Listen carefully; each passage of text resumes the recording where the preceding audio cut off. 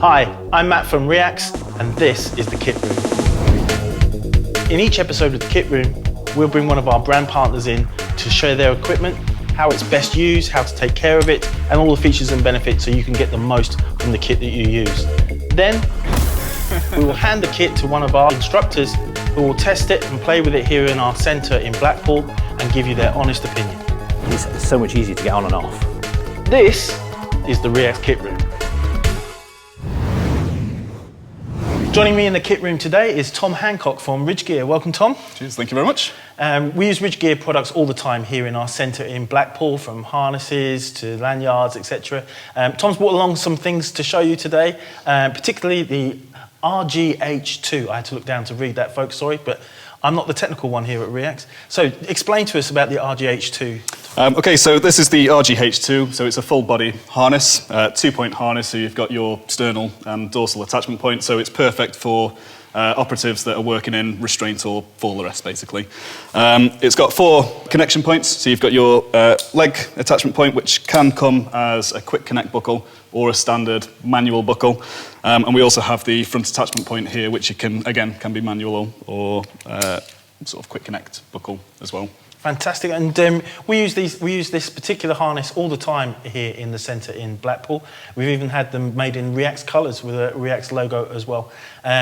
All of this kit is available on our website. But Tom, tell me, what's the lifespan of a piece of kit like this? So 10 years from date of manufacture, so that is if it's kept in perfect condition. The reality shows that obviously the more that you use the harness and the more that you sort of use it in arduous conditions, it might be a little bit less than that, basically. And if I want to make it last 10 years, what's the best way of cleaning it, looking after it?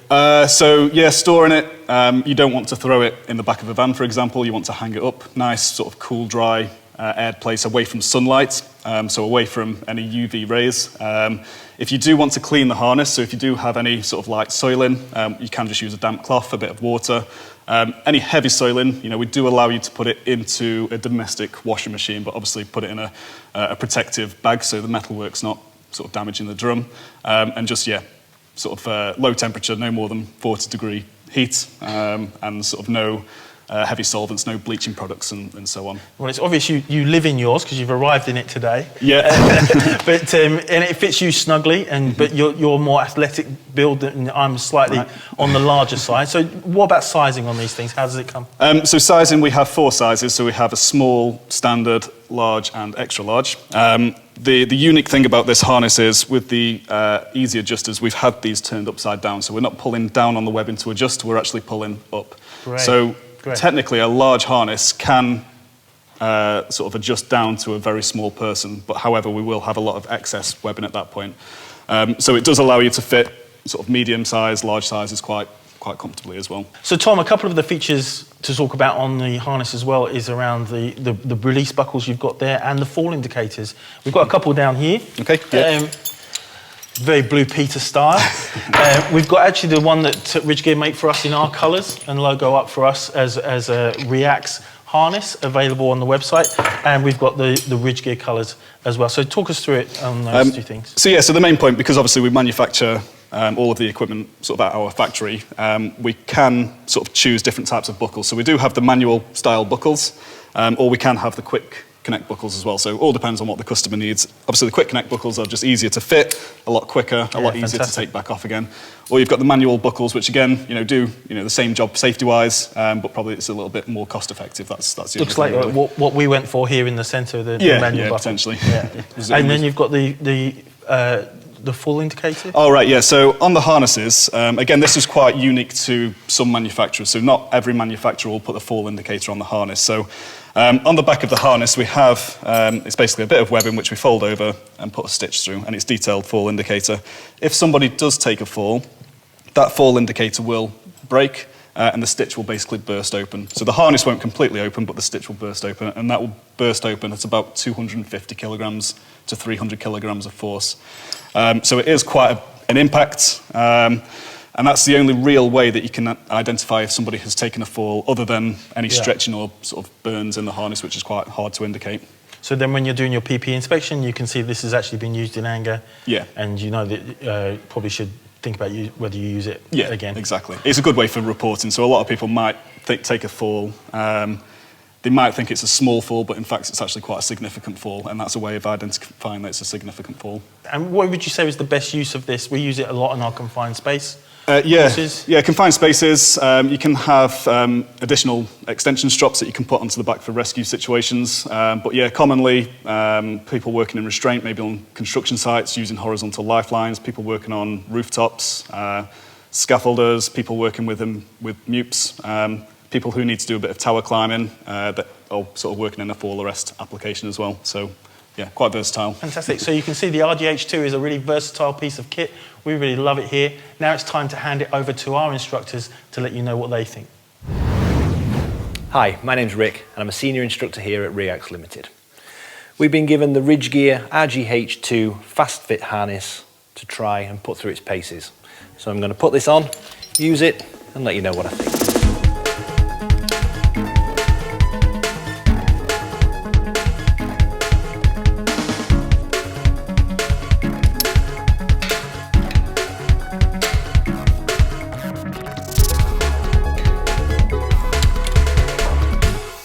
I must admit, they are so much easier.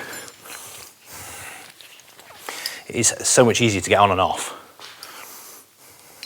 Yeah, it is a good big kit, actually. So we've used this harness for a little while now. We've used it in various different orientations on various different bits of kit. And I must say, I really do like this harness. We had the RGH2 non-fast fit prior to this, and we've used those around the centre for quite some time now. Some areas on it that, as instructors, we've kind of questioned before are the bull ring attachment where 3 bits of webbing go into one. It kind of creates these pinch points where the webbing bunches up, and after a decent amount of use, we start to get perishing, fluffing and wear on the outer walls of the harness at this point. But it's a really good harness. I love the new fast connectors on it, really easy to put on and off, really fast. I like the toned down colour, I like the black and the grey on it, I think it looks really smart. Yeah, ultimately I think that's a really good harness. It's got all the great features that the RGH2 had, but with the added bonus of the fast connectors on it. So yeah, a really good bit of kit. And for the money, yeah, I would definitely highly recommend it. So folks, we've got a really great exclusive here at the kit room. And I'm really delighted to say that Tom bought us a brand new piece of kit, the Ridgegear RGH17. Now that might make me sound like I know what I'm talking about, but as you know, I'm not the technical person here at REAX. So Tom, talk us through this wonderful piece of kit. So we're really proud of this product. We've been designing it now for a number of years because obviously we need to get it spot on for the rope access industry. But yeah, super comfortable harness. We've got the EN361 attachment point, so your dorsal sternal, EN358 work positioning points, EN813 abseiling sort of sit harness point. And it also conforms to mountaineering standards and also to rescue standards as well. So yeah, it's got fantastic. You remember that from the manual, folks. You remember that from the manual. So I noticed a couple of things on it. You've got a gear loop there. Yeah. So we've got multiple gear loops on the side, on the back, and we've also got gear loops on the legs. So when we are in a suspension point, when we are working, we can grab the tools from that point as well. And if you just give us a 12, we've got the bosun fitting on. On there as well. So we've got bosun's chair connection points as well. So that saves sort of the worker from putting the bosun's chair directly into the metal work, so it's just saving metal on metal there, so we can clip directly into the yellow attachment points. And it comes with the chest ascender. Is that optional, or does it come with it? Yeah, so it comes with the chest ascender, so that is removable as well, so you can take it off, fit it when you need, but that allows you to change the chest ascender as well. So if the chest ascender became damaged, you can take that off, get a new one, and then replace it. Fantastic. Anything else we need to know about this one? We've got nice little fancy sort of roll-up webbing tidies, so we remove the sort of the elasticated straps just there. We also have parking loops, which are designed to break away if you had one leg attached and the second leg directly onto your harness. We've got quick adjusters on the legs as well, and we do have the option as well to change your side adjustment buckles where your hips are into quick connect buckles as well, so you can actually remove the full harness without having to step into it. Very good. It looks like a really comfortable kit with the lumbar support in the back. If you go to 12, we can maybe get a camera in on the back of it as well. Yeah, very comfortable. So we've got an adjustable sort of connection, an adjustable buckle on the back, so we can actually raise or lower the dorsal attachment point to make sure it's sort of sat between the shoulder blades.